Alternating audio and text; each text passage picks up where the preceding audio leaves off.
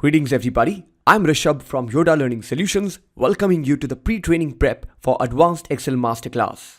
I'll quickly walk through some examples on basic data analysis using sort, filter and pivot table, data cleaning tricks such as find and replace, text to columns, lookup and aggregator functions such as VLOOKUP, COUNTIF and SUMIF, and logical statements of if. Let's begin. First, basic data analysis using sort, filter and pivot table. Topic number 1, sort and filter. Let's take the example of this table data.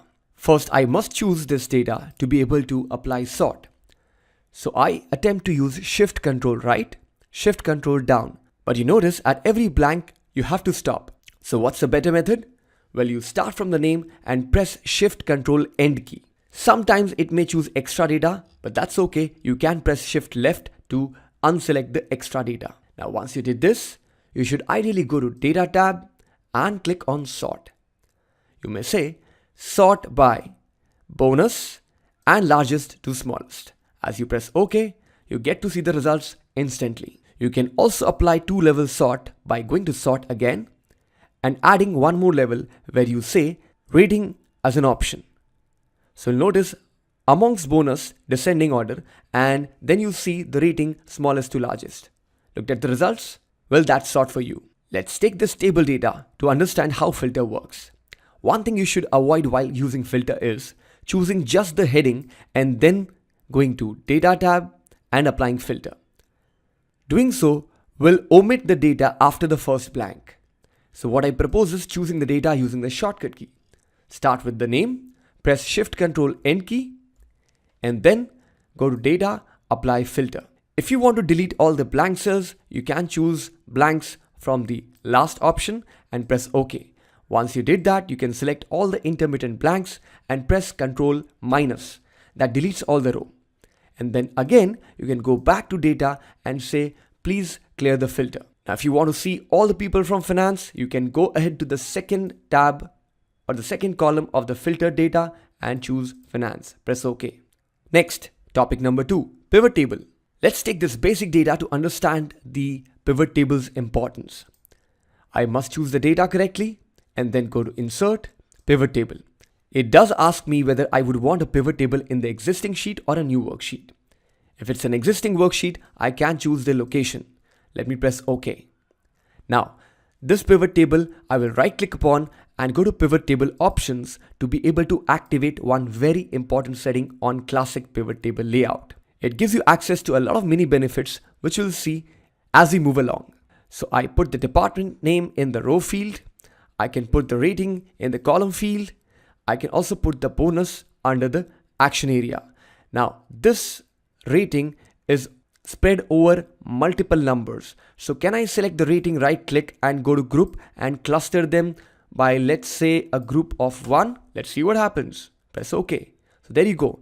Between 3 to 4 rating, this is the total bonus, and between 4 to 5, this is the total bonus. Furthermore, if you want to see how many people, you may right click and go to summarize value by and click on count. So there you go, 14 employees in total. You can press Ctrl Z and go back to the previous status. If you want to work on the percentages, you right click on any number and then you go to show value as percentage of maybe grand total and you'll see the results. These are some of the basic tricks of pivot table. Let's move to a different section, data cleaning. We'll see quick basic examples of find and replace and text to columns. Let's begin. First, find and replace. Let's use this data to understand find and replace. What if you want to replace all the names of sales with sales and marketing? Well, first you choose the data, press Ctrl H, H for home. Write the word sales and then you say what you want to replace with, sales and marketing. Once you did that, you click on replace all. See the results? That's what find and replace does. Let me close this dialog box. Moving to the next topic. Text to columns. Let's take this example to understand text to column and how can it help me split these names into first name and last name. Let me add a column and then let me choose all the names there. I'll go to data, I'll go to text to column and then I'll have to specify at which point I want to cut the data, which in this case looks like comma. So I go to next and I choose comma as the delimiter. Once I press finish, It may say there's already data here. Do you want to replace this? Let me see what happens. Okay. Whoa.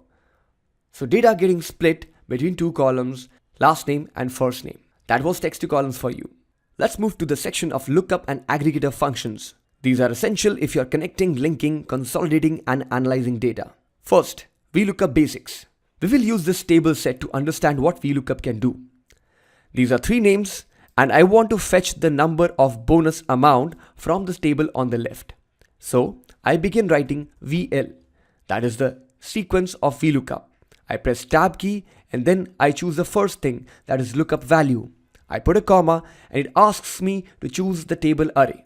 Now remember friends, choosing the table array starting from a column which does not hold the main lookup value will be wrong. VLOOKUP will give you answers in NA. So let me choose the table array correctly. And as soon as I choose that, two important shortcut keys. One is pressing F4 to lock the range and then putting comma. Column index number suggests that amongst these four columns, I want to extract the answer from the fourth column and I am looking for exact name match, for which I'm applying false, or some people may also apply 0. Both are correct.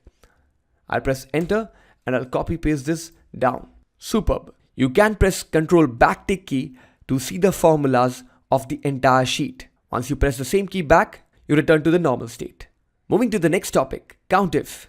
After discussing VLOOKUP, now let's see what COUNTIF and SUMIF can do. I wish to find out how many people are in finance. So I go to equal to COUNTIF. Now we'll discuss the details of COUNTIFs in the masterclass. As of now, I'll press tab key to activate COUNTIF. If you want convenience, you can press Ctrl A, that will activate the function bar. And then I choose criteria, which should be finance in this case.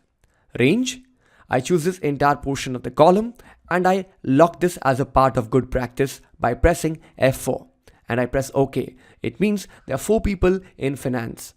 What if I change this to sales? The answer will definitely change. Next topic, let's see how SUMIF works. This time we take this example to understand SUMIF. I want the total of the bonuses received by salespeople. So here I go. I write equal SUMIF. You can click on FX or you can press Ctrl A. It will populate the function argument box. Now in the criteria, I choose sales.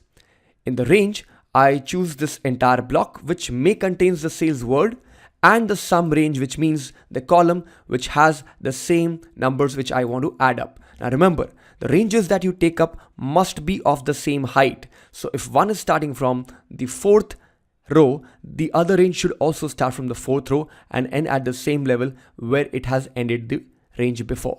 Let me press OK.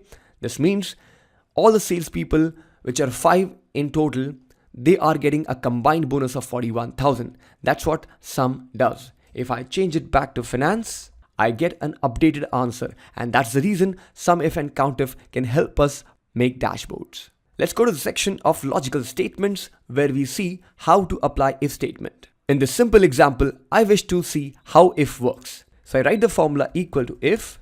The first thing it asks me is to put a logical test, which means you must ask a question whose answer is in yes or no. So I choose the bonus cell and I ask, is this cell greater than 8,000?